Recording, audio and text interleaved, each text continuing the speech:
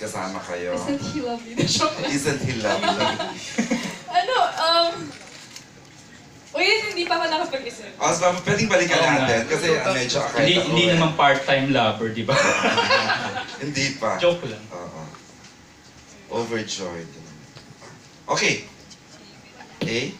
We're good with the music questions. Okay, the next one. We are now down to goals in life. Ayan. In the years to come, how do you see yourself in showbiz? Do you want to focus on acting or in music?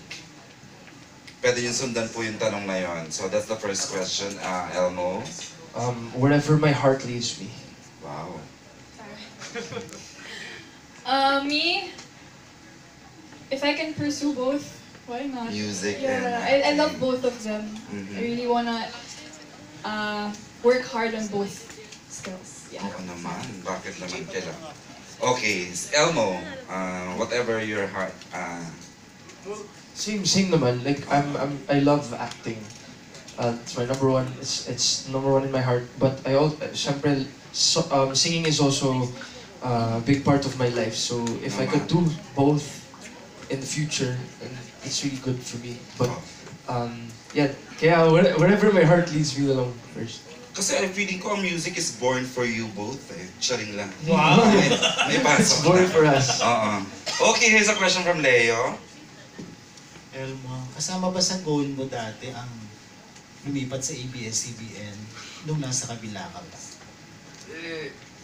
Well, I just really wanted to like make lots of good projects. So it wasn't really like parang Linano. it just came naturally, I think. Yeah. Ayun lang, tipid no?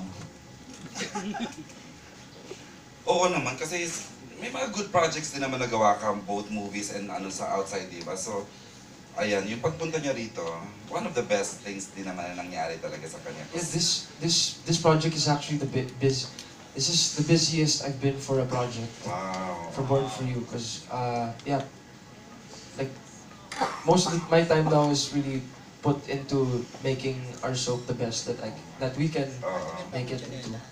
Si Janela daw, anong ayaw pa kasi? Hindi, ipapursue mo pa rin ba yung pag-Broadway mo? Kasi alam ko, gusto mo rin siya dati eh.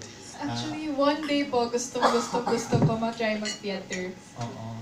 Pero right now, i-focus ko po muna to yung acting, yung singing. Siguro in the future, i-pursue ko pa. Thank you. So many. Tito Leo is into Broadway, alam mo ba yun? He sings Broadway songs every time. Let's sing Broadway songs. Yeah, he does.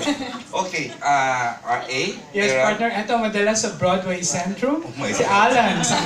Pangit. Ang ginagawa ko dun. Ano ko sa'yo? Kung wala kayo sa showbiz ngayon, usually ano yung gusto nyong maging nung bata pa kayo?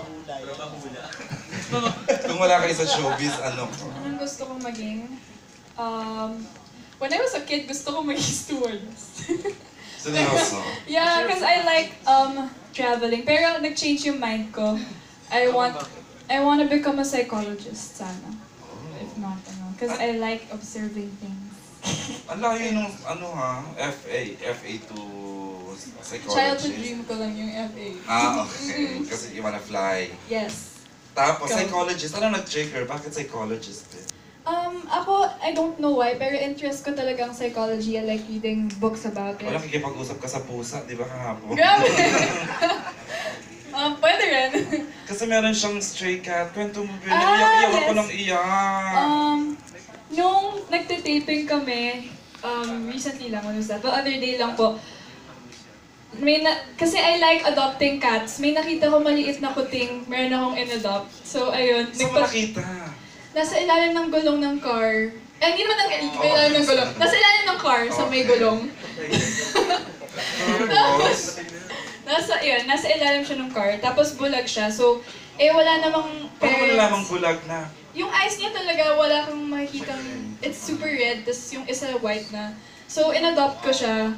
And hindi ko pa alam nun anong in-name ko. Tapos nagpatuloy ako kay Elmo. Ano palang binigay ni Elmo? Well, since nakita ko nga yung isang eye niya namumula, sabi ko, why don't you call it Imo? Imo kasi diba pang ano siya, pang remedy ng eye. So, Ikaw pa rin pala. kaso ko yung Siyempre, ako nagbigay ng name, so siyempre gamitin ko yung name ko. Ang diba? cute! Ay mo! Brilliant! Oo. But to answer your question, Yes. ako, as a kid, I always wanted to be an astronaut. I wanted to be an astronaut or Tapos nabago rin, parang Painter, nag-fly. or a painter. Oo. Ah, painter. Parang ano no, parang sa mga press din hindi in-expect na kayo yung magiging mag-partner dun sa first teleserye nyo na romance. Ano yung first reaction nyo nung nalaman yung kayo yung magiging love team, tapos nung in-introduce kayo sa isa't isa, ano yung naging first nyo, words comes to your mouth nung... Sige nga, balikan natin kung paano ka... Meron Kasi you don't know Oo. each other, di ba? Kasi Oo. isa came from other channel. ang naalala ko dito rin, it was here when I first met Janela. Anong ipinatawag? Anong sabi na meron? Anong meron?